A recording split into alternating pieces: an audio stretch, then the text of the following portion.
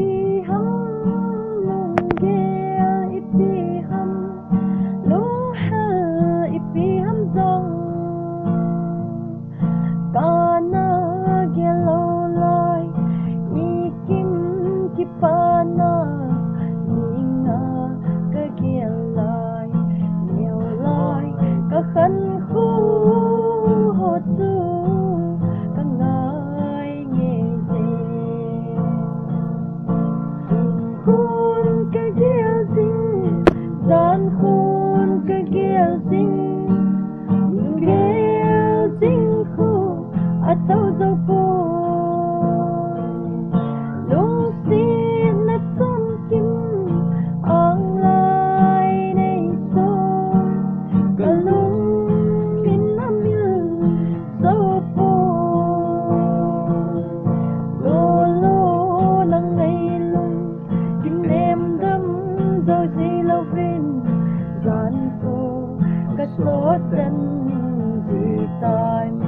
gian cô asoti samang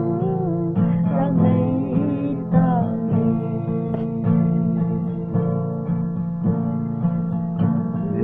tin ki gop na tol tan nung day mel na hin mulo ham ipi abol di damma hina tin hin dam timo silung among pui silang in say pio sun khôn ka gel ding gian khôn ka gel ding lung gel ding khu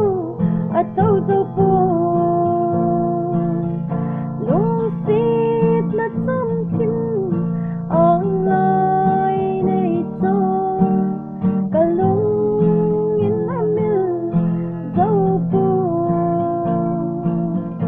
đô lô nang ngày lung in em đâm dâu gì lâu bên gian khô cả số chân gì tai gian khô asoti samang rangai tangi nom na kanay pui mon na kanay pui lunggel kanay tay pui lung day asang te lai dim adab ne nay ding nay lâu vinh dồn mê ta nghe ra là tung lung gel ngạ na sun khôn ka gel ding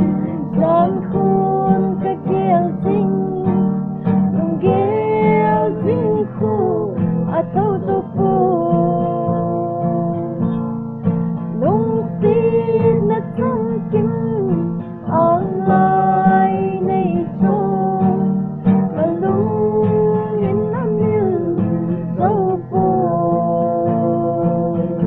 cô lô nang ngày lung kim em đâm dâu gì lâu bên gian khô cái số chân gì tai gian khô asoti